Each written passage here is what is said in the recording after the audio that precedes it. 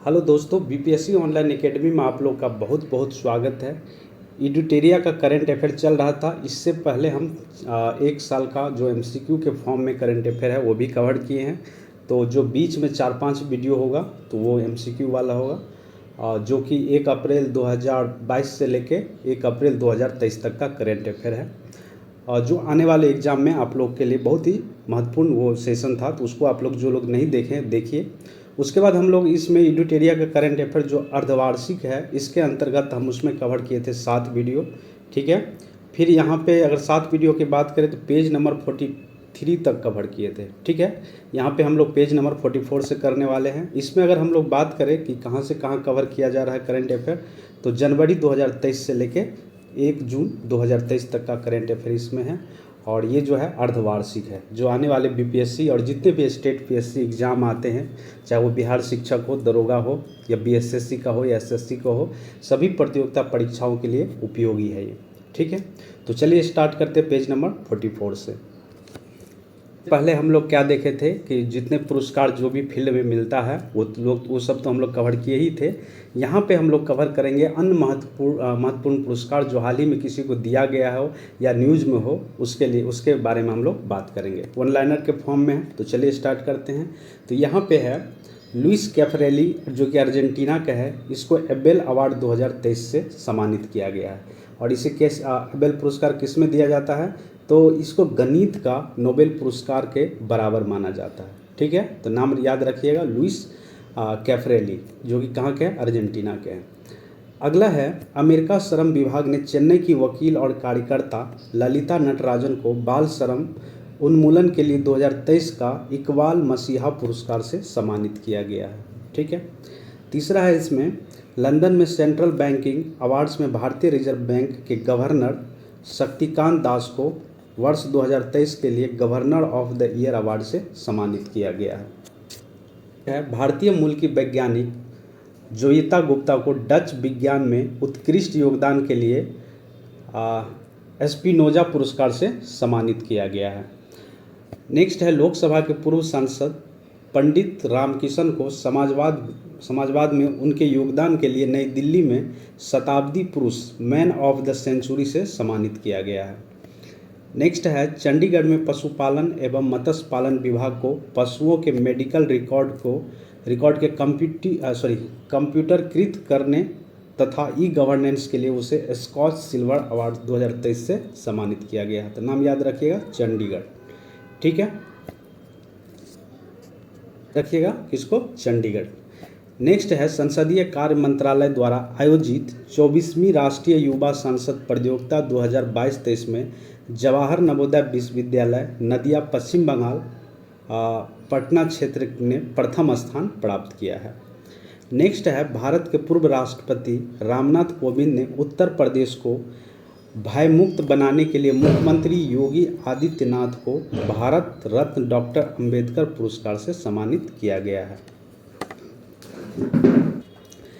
Next है London में भारतीय विद्या भवन केंद्र के निदेशक एवं संस्कृत विद्वान डॉक्टर एम.एन. नंद कुमार को ब्रिटेन में भारतीय शास्त्रीय कलाओं में उनके योगदान के लिए किंग्स चार्ल्स III द्वारा मानद MBE से सम्मानित किया गया है। ठीक है।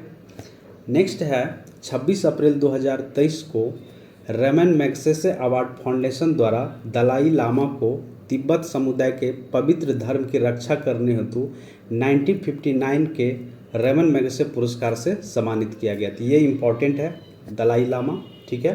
तो इसको याद रखिएगा आप लोग। इसे इस अवार्ड के लिए 1959 में ही चुना गया था, जो कि 64 वर्ष बाद उन्हें यह पुरस्कार मिला है। देखिए इम्पॉर्टेंट है ये। ठीक है। नेक्स्ट है पोलैंड में मानवाधिकारों की रक्षा के लिए यूक्रेन के राष्ट्रपति जेलेंस्की को पोलैंड का सर्वोच्च सम्मान order of the white eagle से सम्मानित किया गया है जेलेंस्की को। नेक्स्ट वाशिंगटन डीसी कहाँ पे, यूएसए में आयोजित वर्ल्ड वैक्सीन कांग्रेस 2023 में सर्वश्रेष्ठ वैक्सीन उत्पादन के लिए हैदराबाद की वैक्सीन निर्माता कंपनी भारत बायोटेक को प्रोसेस डेवलपमेंट अवार्ड से सम्मानित किया गया है। ये कोविड-19 के वैक्सीन भी बनाए थे। नेक्स्ट है भारतीय वायुसेना की विंग्स कमांडर दीपिका मिश्रा को मध्य प्रदेश के बाढ़ के दौरान आपदा राहत अभियान के दौरान असाधारण साहस के लिए वायुसेना पदक वीरता से सम्मानित किया गया है। वह वीरता पुरस्कार पाने वाली भारतीय वायुसेना की पहली अधिकारी बन गई है। तो इसका नाम याद रखना है दीपिका मिश्रा। ठीक है, ये इम्पोर्टेंट है। नेक्स्ट है पीएम गति शक्ति राष्ट्रीय मास्टर प्लान को लोक प्रशासन में उत्कृष्टता के लिए पुरस्कार प्रदान किया गया है। पीएम गति शक्ति पहल की शुरुआत अक्टूबर 2021 में विभिन्न क्षेत्रों में बुनियादी ढांचे के विकास के लिए की गई थी। नेक्स्ट है भारतीय अमेरिकी नीली बेंदापुरी को अमेरिका में शिक्षा के क्षेत्र में महत्वपूर्ण योगदान के लिए इमिग्रेट अचीवमेंट अवार्ड से सम्मानित किया गया है। वे अमेरिका में पेन स्टेट यूनिवर्सिटी के अध्यक्ष हैं। नेक्स्ट है तेलुगु एसोसिएशन ऑफ लंदन ने भारत के बेस्ट सर्जन डॉक्टर रघुराम पिल्लारीसेट्टी को लाइफ टाइम अचीवमेंट पुरस्कार सम्मान से सम्मानित किया गया है। डॉक्टर रघुराम ने नवीनतम उपायों को लागू कर ब्रेस्ट कैंसर का इलाज में बड़े परिवर्तन लाए हैं। नेक्स्ट है वैश्विक परिवहन कंपनी फेडएक्स जो कि अमेरिकी की कंपनी है, सीईओ राज सुब्रमण्यम को प्रवासी भारतीय सम्मान से सम्मानित किया गया है। यह पुरस्कार भारतीय विदेशी वासियों को दिया जाता है जो कि विदेश में विभिन्न क्षेत्रों में अपना योगदान दे रहे हैं। और ये किसके द्वारा दिया जाता है? तो इंडिया के द्वारा दिया जाता है। नेक्स्ट है केंद्रीय गृह मंत्री अमित शाह ने समाज सुधारक दत्तात्रेय नारायण धर्माधिकारी अप्पा साहब धर्माधिकारी को, मतलब इसका शॉर्ट नेम में बोलते हैं अप्पा साहब धर्माधिकारी को महाराष्ट्र भूषण पुरस्कार से सम्मानित किया गया है। तो ये पूछा जा सकता है महाराष्ट्र भूषण पुरस्कार से किसे सम्मानित किया गया है? तो ये दत्तात्रेय नारायण धर्माधिकारी को, जिसको अप्पा साहब भी कहा जाता है, अप्पा साहब अधिकारी धर्माधिकारी। नेक्स्ट है भारतीय अमेरिकी गणितज्ञ सांख्यिकीवाद सी राधा कृष्णन राव को सांख्यिकी का 2023 का अंतर्राष्ट्रीय पुरस्कार प्रदान किया गया है। इस पुरस्कार को सांख्यिकी का नोबेल पुरस्कार भी कहा जाता है। तो सांख्यिकी का नोबेल पुरस्कार किसे दिया गया है? तो ये दिया गया है सी राधा कृष्णन राव को। नेक्स्ट है सर्बिया और सूरीनाम की यात्रा के दौरान राष्ट्रपति द्रौपदी मुर्मू को सूरीनाम के सर्वोच्च नागरिक पुरस्कार grand order of the chain of the yellow star से सम्मानित किया गया है। यह पुरस्कार पाने वाली वो पहली भारतीय बन गई है। तो इसका नाम याद रखिएगा। ये कहाँ से? सूरीनाम के जो हाईएस्ट सिविलियन अवार्ड है grand of the chain of the yellow star, ये दिया गया सूरीनाम के तरफ से, जो हमारे राष्ट्रपति है और जिनका नाम क्या है? द्रौपदी मुर्मू है, उसको दिया गया है ये। और ये पाने वाली भारत की पहली भारतीय बन गई है। संयुक्त राष्ट्र ने ईरान के जेल में बंद 3 महिला पत्रकार नीलोफर हमीदी, इलाहे मोहम्मदी तथा नरगिस मोहम्मदी को संयुक्त राष्ट्र प्रेस स्वतंत्रता पुरस्कार से सम्मानित किया गया है। ये तीनों जो है ये ईरान के जेल में बंद थी। ठीक है। नेक्स्ट है भारत और फ्रांस के बीच व्यापारिक संबंध को बढ़ाने के लिए टाटा समूह के अध्यक्ष एन चंद्रशेखरन को फ्रांस के सर्वोच्च नागरिक पुरस्कार Chevalier de la Legion the Honour से सम्मानित किया गया है। ठीक है। टाटा समूह के जो अभी चेयरमैन है या अध्यक्ष है वो कौन है? एन चंद्रशेखरन को इसको दिया गया फ्रांस के हाईएस्ट सिविलियन अवार्ड। नेक्स्ट है प्रशांत महासागर में स्थित द्वितीय देश पप्पू न्यू गिनिया तथा फिजी ने भारतीय प्रधानमंत्री मोदी को देश के सर्वोच्च सम्मान से सम्मानित किया गया। नेक्स्ट है भारत ऑस्ट्रेलिया द्विपक्षीय संबंध को मजबूत करने के लिए भारतीय उद्योगपति रतन टाटा को ऑस्ट्रेलिया के सर्वोच्च नागरिक सम्मान जिसका नाम है ऑर्डर ऑफ ऑस्ट्रेलिया से सम्मानित किया गया। तो याद रखिएगा ऑर्डर ऑफ ऑस्ट्रेलिया से किसे सम्मानित किया गया है? तो भारत के उद्योगपति रतन टाटा को। नेक्स्ट है भारतीय मूल के नोबेल पुरस्कार विजेता प्रोफेसर वेंकी रामकृष्णन को यूके के ऑर्डर ऑफ मेरिट से सम्मानित किया गया है। नेक्स्ट है भारतीय मूल के सिख स्वयं सेवक अमर सिंह को New South Wales Australian of the year award 2023 से सम्मानित किया गया है। उन्हें यह अवार्ड बाढ़, जंगल की आग और महामारी के दौरान समुदाय का समर्थन करने के लिए दिया गया है। नेक्स्ट है पूर्व प्रधानमंत्री डॉक्टर मनमोहन सिंह को आर्थिक और राजनीतिक जीवन में उनके योगदान के लिए लंदन के इंडिया यूके अचीवर और ऑनर्स द्वारा लाइफ टाइम अचीवमेंट अवार्ड से सम्मानित किया गया है। नेक्स्ट है भारतीय उद्योगपति डॉक्टर स्वाति पीरामल को भारत फ्रांस संबंधों को मजबूत करने में उसके योगदान के लिए फ्रांस के सर्वोच्च नागरिक सम्मान knight order the legion of honour से सम्मानित किया गया। तो ये भी कहाँ किसके द्वारा दिया गया? फ्रांस के द्वारा दिया गया है। किसको दिया गया है? तो ये भारतीय उद्योगपति डॉक्टर स्वाति पीरामल को दिया गया है। नेक्स्ट है लंदन में आयोजित विश्व बैंकिंग शिखर सम्मेलन में केनरा बैंक ने भारत खंड के लिए बैंकर्स ऑफ द ईयर पुरस्कार 2022 जीता है। तो अगर पूछा जाए bankers bank of the year पुरस्कार किस बैंक को दिया गया है, तो ये दिया गया है केनरा बैंक को। नेक्स्ट है यूनेस्को ने एशिया प्रशांत पुरस्कार समारोह 2022 में छत्रपति शिवाजी महाराज वास्तु संग्रहालय को संस्कृति विरासत संरक्षण के लिए ऑर्डर ऑफ एक्सेलेंस से सम्मानित किया गया। सऊदी अरब में आयोजित रेड सी इंटरनेशनल फिल्म फेस्टिवल में भारतीय अभिनेता शाहरुख खान को ग्लोबल आइकॉन अवार्ड से सम्मानित किया गया है। तो ये बहुत इंपॉर्टेंट है, याद रखिएगा, ठीक है। शाहरुख खान को ग्लोबल आइकॉन अवार्ड से सम्मानित किया है। भारतीय सेना के प्रमुख जनरल मनोज पांडे को भारत और फ्रांस के बीच सैन्य सहयोग बढ़ाने के लिए पेरिस में गार्ड ऑफ ऑनर से सम्मानित किया गया है। नेक्स्ट है अंतर्राष्ट्रीय आर्थिक शोध पत्रिका सेंट्रल बैंकिंग द्वारा 2023 के लिए गवर्नर ऑफ द ईयर की उपाधि से आरबीआई के गवर्नर शक्तिकांत दास को सम्मानित किया गया है, ठीक है। अभी वर्तमान में आरबीआई के जो गवर्नर है वो कौन है? शक्तिकांत दास है या फिर दूसरा कोई है? कमेंट बॉक्स में मुझे बताइए। नेक्स्ट है भारत सरकार के पर्यटन मंत्रालय ने ITB वर्निल 2023 में आयोजित TV cinema commercial international and country international की श्रेणी के लिए international golden city gate tourism award 2023 में गोल्डन और सिल्वर पुरस्कार हासिल किया है। नेक्स्ट है 8वें राष्ट्रीय फोटोग्राफी पुरस्कार समारोह नई दिल्ली में शिप्रा दास को लाइफ टाइम अचीवमेंट पुरस्कार से सम्मानित किया गया है। नेक्स्ट है IIT इंदौर के नियत तोताला और नील कल्पेश कुमार पारिक को मिस्र के राष्ट्रपति अब्दुल फतेह अल सीसी द्वारा the global best government award से सम्मानित किया गया है। तो ये दोनों कहाँ के थे? IIT इंदौर के थे। नेक्स्ट है भारतीय अमेरिकी नताशा पेरियानागम ने दुनिया के सबसे प्रभावशाली छात्रों का खिताब जीता है। अगला है कंप्यूटर वैज्ञानिक हरि कृष्णन को मैरकोनी पुरस्कार 2023 से सम्मानित किया गया है। आगे है ओडिशा के शिक्षक एवं सामाजिक कार्यकर्ता डॉक्टर महेंद्र कुमार मिश्रा को बांग्लादेश के ढाका में प्रधानमंत्री शेख हसीना द्वारा अंतर्राष्ट्रीय मातृभाषा पुरस्कार से सम्मानित किया गया है।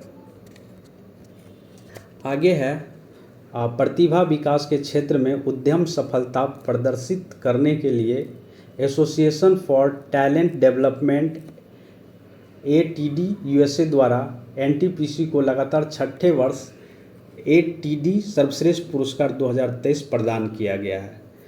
नेक्स्ट है प्रसिद्ध चिकित्सक डॉक्टर तपन सेकिया को असम के सर्वोच्च नागरिक पुरस्कार असम वैभव से सम्मानित किया गया है। भारत के CGI जो है DY चंद्रचूड़ को हवाई लॉ स्कूल सेंटर द्वारा ऑर्डर फॉर ग्लोबल लीडरशिप से सम्मानित किया गया है। भारतीय प्रौद्योगिकी संस्था मद्रास IIT मद्रास कहा जाता है जिसको को वर्ष 2021 तथा 2022 के लिए राष्ट्रीय बौद्धिक संपदा पुरस्कार से सम्मानित किया गया है। नेक्स्ट देखिए, ये इम्पॉर्टेंट है, UNHCR है ननसेन पुरस्कार जो है 2022 के लिए दिया गया है। ये दिया गया जर्मन के पूर्व चांसलर एंजेला मार्केल को अपने कार्यकाल के दौरान शरणार्थियों को शरण प्रदान के लिए ये प्रदान किया गया है। शस्त्र रामानुजन पुरस्कार 2022 ये दिया गया है यूनकिंग तांग को दिया गया है, ठीक है। ये कैलिफोर्निया विश्वविद्यालय के सहायक प्रोफेसर हैं। अगला है सखारोव पुरस्कार 2022 ये दिया गया है यूक्रेन के लोगों को उनकी बहादुरी के लिए दिया गया है। नेक्स्ट है यात्रा लेखक, एक वैश्विक संगठन ने पश्चिम बंगाल को संस्कृति के लिए सर्वश्रेष्ठ गंतव्य घोषित किया गया है। भारत के थल सेना प्रमुख मनोज पांडे को नेपाल के जो राष्ट्रपति है विद्या देवी भंडारी ने नेपाली सेना के जनरल मानद उपाधि से सम्मानित किया गया है। सिंगापुर की राष्ट्रपति ने भारतीय नौसेना के पूर्व अध्यक्ष एडमिरल सुनील लांबा को दोनों देशों के बीच रक्षा संबंध को मजबूत करने के लिए मेघावी सेवा पदक से सम्मानित किया। लोग देखेंगे आगामी बैठक या सम्मेलन कहाँ पे होने वाला है और कब इसका जो है स्थापना हुआ था वो देखेंगे। तो इसमें पहला जो यहाँ पे दिख रहा है यहाँ पे पहला जो दिख रहा है 18वां G20 शिखर सम्मेलन 2023 जो है ये भारत में हुआ और 19वां G20 2024 में कहाँ पे होगा, ब्राज़ील में होगा। और ये जो पिछला बैठक कहाँ पे हुआ था 17वां, तो ये हुआ था इंडोनेशिया में। 17वां इंडोनेशिया में, 18वां भारत में, 19वां कहाँ पे हुआ, ब्राज़ील में। इसका जो G20 का स्थापना हुआ था 26 नवंबर 1999 को हुआ था। कुल 19 देश है और एक यूरोपियन यूनियन है, ठीक है। उसके बाद हम लोग COP28 की बात करें। COP28 संयुक्त राष्ट्र जलवायु परिवर्तन सम्मेलन 2023 ये दुबई में हुआ, संयुक्त राज्य अमीरात में। COP20 से ये 28 हुआ था यहाँ पे, 27 कहाँ हुआ, ये मिस्र में आयोजित किया गया था। 1995 में इसका जो स्थापना किया गया था, पहली बैठक हुई थी और जर्मनी के बर्लिन में आयोजित किया गया था। नेक्स्ट है 23वां संघाई कॉरपोरेशन ऑर्गेनाइजेशन शिखर सम्मेलन 2023, ये भारत में ही हुआ है। 22वां हुआ था उज्बेकिस्तान में, इसका स्थापना हुआ था 15 जून 2021 को। अब कुल इसमें 9 देश है और जिसका मुख्यालय है बीजिंग। एक बार इसमें देख लीजिएगा संघाई कॉरपोरेशन ऑर्गेनाइजेशन में कौन कौन से देश है, टोटल 9 देश है। अगला है G7, 50वां G7 का जो आयोजक स्थल है 2024 में, ये इटली में होने वाला है। और 49वां जो हुआ था ये जापान में हुआ था। इसका स्थापना 1975 में हुआ था। टोटल 7 कंट्री है। ये भी आप लोग देख के बताइएगा G7 में कौन कौन से कंट्री सम्मिलित है।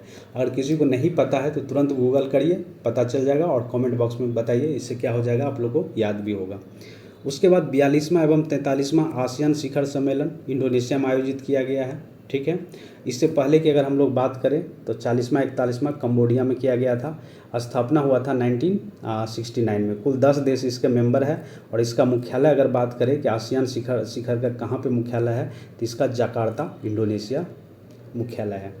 नेक्स्ट है नाटो शिखर सम्मेलन का 33वां जो हुआ था, ये कहाँ पे हुआ है, ये लुथानिया में हुआ है। 32वां हुआ था स्पेन मैड्रिड में। इसका स्थापना किया गया था 1949 में और इसका जो मुख्यालय है नाटो का वो ब्रुसेल्स बेल्जियम है। ये देख लेते हम लोग, नाटो शिखर सम्मेलन देख लिए थे। नाम का शिखर सम्मेलन देख लेते हैं। ये 2023 में जो 19वां नाम का शिखर सम्मेलन होने वाला है, ये युगांडा में होने वाला है। इससे पहले 2019 में बाकू अजरबैजान में हुआ था। इसका स्थापना 1961 में हुआ था और इसमें भारत का भी भूमिका रहा है, ठीक है। फॉर्मर जो हमारे प्राइम मिनिस्टर थे जवाहरलाल नेहरू, उनका बहुत बड़ा योगदान था ये नाम बनाने में, ठीक है, नॉन अलाइनमेंट मूवमेंट बनाने में। 27वां चौगम सम्मेलन 2024 ये आयोजित किया जा रहा स्वामी में, ठीक है। और इससे पहले हुआ था 2022 में रवांडा में। इसका स्थापना हुआ था 1926 में। कुल इसमें 56 देश है। इसका मुख्यालय है कहाँ पे, चौगम का लंदन है। इसमें वो कंट्री सम्मिलित है जो कंट्री पहले से क्या किए हैं, जो कि अंग्रेज जिस पे राज कर चुके हैं, वो चौगम के क्या है, मेंबर है, ठीक है। 2-3 कंट्री ऐसे भी है जिस पे राज नहीं कर पाए हैं लेकिन फिर भी उसका मेंबर बने हैं। अगला है ब्रिक्स का शिखर सम्मेलन। 15वां ब्रिक्स शिखर सम्मेलन दक्षिण अफ्रीका में किया गया, ठीक है, 2023 में। और 14वां हुआ था चीन में। इसका स्थापना हुआ था 2009 में। कुल इसमें 5 देश है। मुख्यालय है इसका संघाई। ब्रिक्स का कहाँ पे है, संघाई पे है। प्रमुख राष्ट्रीय सम्मेलन 2023 कहाँ कहाँ पे हुआ देखिए। पहला खनन स्टार्टअप शिखर सम्मेलन मई 2023 में किया गया मुंबई में, जिसका मुख्य उद्देश्य क्या था। इसका उद्देश्य खनन क्षेत्र में नवाचार और तकनीकों को बढ़ावा देना है। खान मंत्रालय एवं IIT बॉम्बे द्वारा ये संयुक्त रूप से आयोजित किया गया था।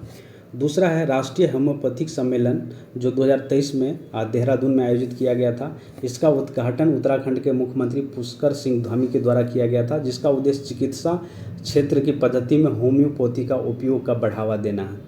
पहला वैश्विक बौद्ध शिखर सम्मेलन जो हुआ था कहाँ पे, नई दिल्ली में आयोजित किया गया था। ये किया गया था संस्कृति मंत्रालय द्वारा। इस सम्मेलन का आयोजित किया गया था और इसका उद्घाटन किया गया था प्रधानमंत्री नरेंद्र मोदी के द्वारा। ठीक है, इसमें 150 प्रतिनिधि 30 देशों से भाग लिए थे। इसमें हेरिटेज फेस्टिवल 2023 गोवा में आयोजित किया गया था अप्रैल 2023 में। इसका उद्देश्य गोवा में पर्यटन संस्कृति को बढ़ावा देना। आयोजक गोवा सरकार के पर्यटन विभाग के द्वारा ये हेरिटेज फेस्टिवल आयोजित किया गया था। नेक्स्ट है, ये इम्पॉर्टेंट है, ग्लोबल मिलेट्स श्री अन्न सम्मेलन 2023, ये नई दिल्ली में आयोजित किया गया। इसका उद्घाटन किया गया था प्रधानमंत्री नरेंद्र मोदी के द्वारा। उद्देश्य था मिलेट के गुण प्रति जागरूकता बढ़ाना। ठीक है, नेक्स्ट है राष्ट्रीय युवा संसद महोत्सव चौथा संस्करण मार्च 2023 में नई दिल्ली में किया गया। इसका थीम था बेहतर कल के लिए आइडिया, पूरे विश्व के लिए भारत। आगे है वन वर्ल्ड टीवी समिट, ये मार्च 2023 में वाराणसी उत्तर प्रदेश में हुआ। 30 से अधिक देशों के प्रतिनिधि इसमें भाग लिया था। एरो इंडिया का 14वां संस्करण फरवरी 2023 में आयोजित किया गया था बेंगलुरु में। इसका थीम था the runway to the billion opportunities, इसका थीम हुआ करता था। नेक्स्ट है 17वां प्रवासी भारतीय दिवस, ये इंदौर में मनाया गया जनवरी 2023 में। 9 जनवरी को मनाते हैं, जिस दिन महात्मा गांधी साउथ अफ्रीका से इंडिया आए थे। इसका थीम देखिए बहुत महत्वपूर्ण है। ये प्रवासी अमृत काल में भारत की प्रगति के लिए जो है विश्वन भागीदार। मुख्य अतिथि इसके ग्याना के राष्ट्रपति डॉक्टर मोहम्मद इरफान अली और विशेष अतिथि सूरीनाम के राष्ट्रपति चंद्रिका प्रसाद संतोषी थे। नेक्स्ट है द्वितीय मुख्य सचिव राष्ट्रीय सम्मेलन, सचिवों का राष्ट्रीय सम्मेलन, ये जनवरी 2023 में नई दिल्ली में आयोजित किया गया था। इसका जो अध्यक्षता किए थे वो खुद प्रधानमंत्री मोदी के द्वारा किया गया था। प्रथम सम्मेलन 2 जून 2022 में किया गया था धर्मशाला में। 108वां भारतीय विज्ञान कांग्रेस, देखिए ये भी इम्पोर्टेंट है, ये जनवरी 2023 में आयोजित किया गया था नागपुर महाराष्ट्र में। थीम था महिला सशक्तिकरण के साथ सतत विकास के लिए विज्ञान और प्रौद्योगिकी। अगला है पूर्वोत्तर कृषि कुंभ 2023 आयोजित किया गया था मेघालय में जनवरी 2023 में। इसका उद्घाटन केंद्रीय कृषि और किसान कल्याण मंत्री नरेंद्र सिंह तोमर के द्वारा किया गया था। 26वें राष्ट्रीय युवा महोत्सव जनवरी 2023 में आयोजित किया गया था हुबली कर्नाटक में। इसका थीम था विकास युवा विकसित भारत। आगे है कि 30वें राष्ट्रीय बाल विज्ञान कांग्रेस, ये जनवरी 2023 में आयोजित किया गया था अहमदाबाद में। थीम था स्वास्थ्य और भलाई के लिए पारिस्थितिक तंत्र को समझाना। उसके बाद भारत पर्व 2023 आयोजित किया गया था नई दिल्ली में जनवरी 2023 में। पर्यटन मंत्रालय द्वारा ये आयोजित किया गया था। नेक्स्ट है नो मनी फॉर टेरर सम्मेलन 2022, ये नई दिल्ली में किया गया था। उद्देश्य था आतंकवाद को वित्त पोषण को रोकने के लिए अंतर्राष्ट्रीय मंच तैयार करना। आगे है पीएम गति शक्ति मल्टी मॉडल जलमार्ग शिखर सम्मेलन नवंबर 2023 में वाराणसी में आयोजित किया गया था। केंद्रीय बंदरगाह जहाजरानी और जलमार्ग मंत्रालय द्वारा ये आयोजित किया गया था। इंडिया कैम्प 2022, ये नवंबर 2022 में आयोजित किया गया था नई दिल्ली में। थीम था इसका vision 2030 chemicals and petrochemical will India. ठीक है, 12वां डिफेंस एक्सपो, ये आयोजित किया गया था गांधीनगर गुजरात में अक्टूबर 2022 में। चलिए आगे है प्रमुख अंतर्राष्ट्रीय सम्मेलन 2023। तो इसमें जो जहाँ पे इम्पोर्टेंट होगा उसको हम एलिबरेट करेंगे, ठीक है, वरना आगे बढ़ेंगे। 111वें अंतर्राष्ट्रीय श्रम सम्मेलन जून 2023 में स्विट्जरलैंड जनेवा में हुआ था। ठीक है, ये देख लीजिए कहाँ पे आयोजित किया गया था। 6ठा हिंद महासागर सम्मेलन ढाका बांग्लादेश में किया गया था। इसका मुख्य विषय था शांति, समृद्धि और एक लचीले भविष्य के लिए साझेदारी। नेक्स्ट है 76वां विश्व स्वास्थ्य सभा, ये भी स्विट्जरलैंड जेनेवा में किया गया था। यह WHO के निर्णय लेने वाली संस्था है। थीम था WHO at 75 जीवन बचाना, सभी के लिए स्वास्थ्य चलाना। ठीक है, उसके बाद है SCO संघाई कॉरपोरेशन ऑर्गेनाइजेशन, देशों के विदेश मंत्री की बैठक गोवा में आयोजित किया गया था मई 2023 में और ये भारत के विदेश मंत्री की अध्यक्षता में संपन्न हुआ। इस बैठक में 15 अहम समझौता पर सहमति बनी थी। क्वाड लीडर की समिट, देखिए यहाँ पे क्वाड लीडर का रहा। क्वाड में कौन कौन से देश आता है ये पूछा भी गया था BPSC में और हमको बताइए आप ये क्वाड के अंतर्गत कौन कौन से कंट्री आते हैं। ठीक है, इसको कमेंट बॉक्स में ज़रूर कीजिए, कमेंट जरूर कीजिएगा कौन कौन से कंट्री आधा क्वाड है, मतलब कौन कौन से ग्रुप ऑफ कंट्री को क्वाड कहा जाता है। अगर नहीं पता तो गूगल करिए और मुझे कमेंट में कमेंट करिए। तो ये हिरोशिमा जापान में आयोजित किया गया था। उसके बाद है यह पहले यह बैठक ऑस्ट्रेलिया में होने वाली थी। भारत वर्ष 2024 में इसकी बैठक मेज़बानी करेगा। मतलब क्वाड का जो समिट होगा 2024 में कहाँ होने वाला है, ये भारत में होने वाला है। उसके बाद G7 शिखर सम्मेलन का 49वां शिखर सम्मेलन जो होने वाला है, ये मई 2023 में हिरोशिमा जापान में। इस सम्मेलन के दौरान भारतीय प्रधानमंत्री नरेंद्र मोदी ने हिरोशिमा में महात्मा गांधी की प्रतिमा का अनावरण किया। ठीक है, ये इम्पॉर्टेंट है, पूछा जा सकता है कि अभी हाल ही में नरेंद्र मोदी ने किस देश में महात्मा गांधी की प्रतिमा को अनावरण किया। तो ये कहाँ पे है, जापान के हिरोशिमा में। किसके दौरान, G7 शिखर सम्मेलन के दौरान। उसके बाद है 42वां आसियान शिखर सम्मेलन मई 2023 में आयोजित किया गया है। कहाँ पे, इंडोनेशिया में। शहर है लाबुयान बाजो। ठीक है, इसका थीम था क्या, इसका थीम था एशियन मैटर्स एपिसेंट्रम ऑफ ग्रोथ। ठीक है, आगे है, ये ध्यान से देखिएगा, यही से क्वेश्चन एराइज हो जाता है। आगे है संघाई कॉरपोरेशन ऑर्गेनाइजेशन देशों के रक्षा मंत्रियों की बैठक अप्रैल 2023 में कहाँ किया गया है, तो ये किया गया है नई दिल्ली में। ठीक है, ये रक्षा मंत्रियों की बैठक है। इससे पहले कुछ और चीज़ का देखे थे, संघाई कॉरपोरेशन ऑर्गेनाइजेशन का जो मीटिंग हुआ था कहाँ पे, गोवा में हुआ था। इसका अध्यक्ष राजनाथ सिंह के द्वारा किया गया था। इस बैठक के लिए भारत ने SCO देशों के साथ बेलारूस और ईरान के रक्षा मंत्रियों को आमंत्रित किया गया था। ठीक है, बेलारूस और ईरान के रक्षा मंत्री है उसको आमंत्रित किया गया था। G7 पर्यावरण मंत्री की बैठक अप्रैल 2023 में जापान में हुआ। 2035 तक पावर ग्रिड को डिकार्बोनाइज करने एवं घरेलू बेरोकटोक कोयला बिजली का चरणबद्ध तरीके से समाप्त करना। मतलब कोयला से जो बिजली बनाया जाता है उसको 2035 तक समाप्त कर देना है। ठीक है, ये लक्ष्य रखा है। तो आगे है पहला संयुक्त राष्ट्र जल सम्मेलन, ये न्यूयॉर्क में किया गया था। ठीक है, इसका उद्देश्य था क्या, सतत विकास लक्ष्य 6 को पूरा करना तथा जल के सतत प्रबंधन को सुरक्षित करना। नेक्स्ट है, एक सेकेंड, नेक्स्ट है अंतर्राष्ट्रीय आयुर्वेद सम्मेलन। ये मार्च 2023 में हरिद्वार में आयोजित किया गया था। विषय था इसका पशु चिकित्सक और आयुर्वेद। आगे है राष्ट्रमंडल विधि सम्मेलन, मार्च 2023 में आयोजित किया गया था गोवा में, और गोवा इसका उद्घाटन किया गया था गोवा के राज्यपाल श्रीधरन पिल्ले के द्वारा। नेक्स्ट है 7वें अंतर्राष्ट्रीय धर्म सम्मेलन 2023 आयोजित किया गया था भोपाल मध्य प्रदेश में।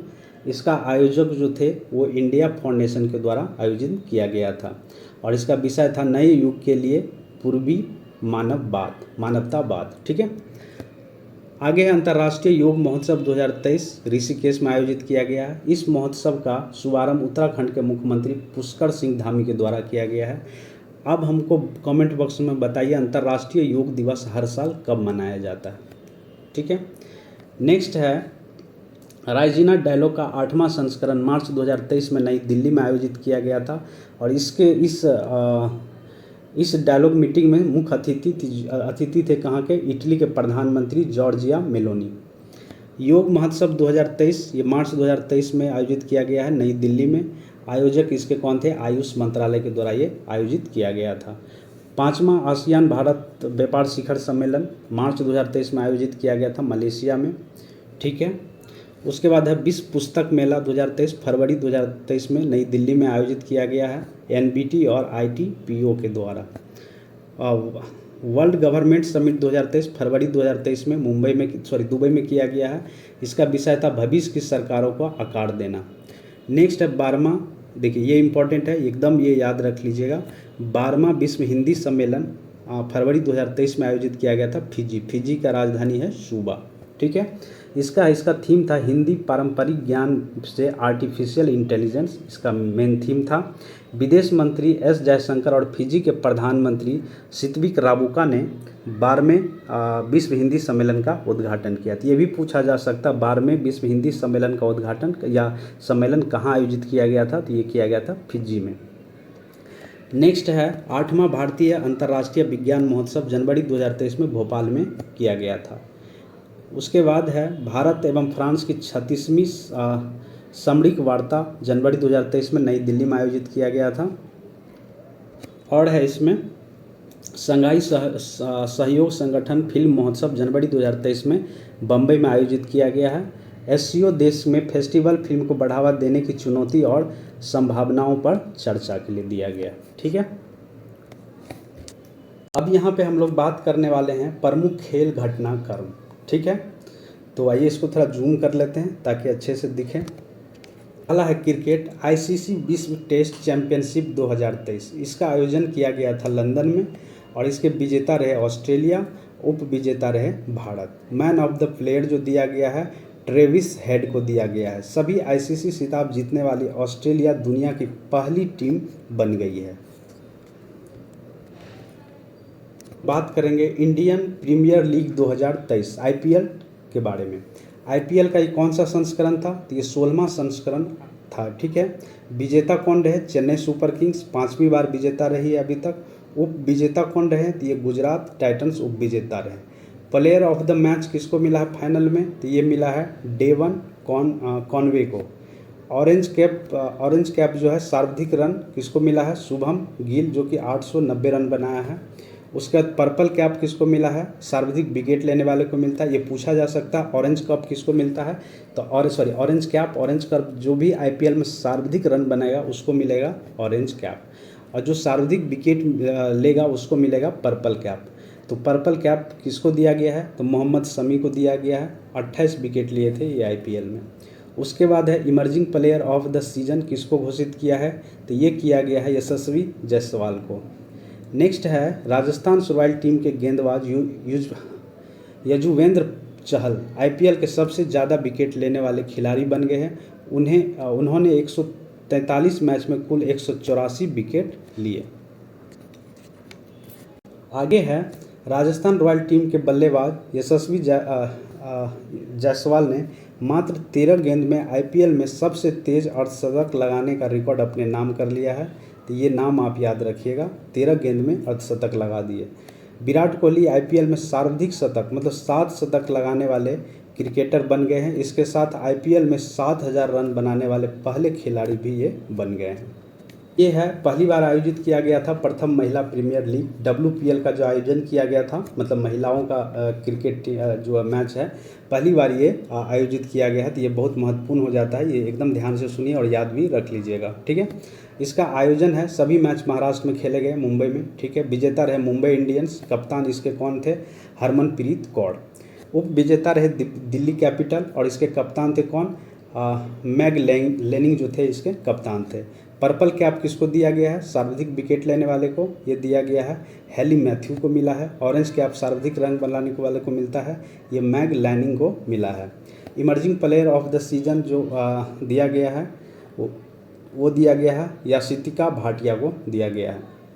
नेक्स्ट फाइनल मैच में प्लेयर ऑफ द मैच किसको दिया गया है? तो नताली शिवर-ब्रंट को दिया गया है।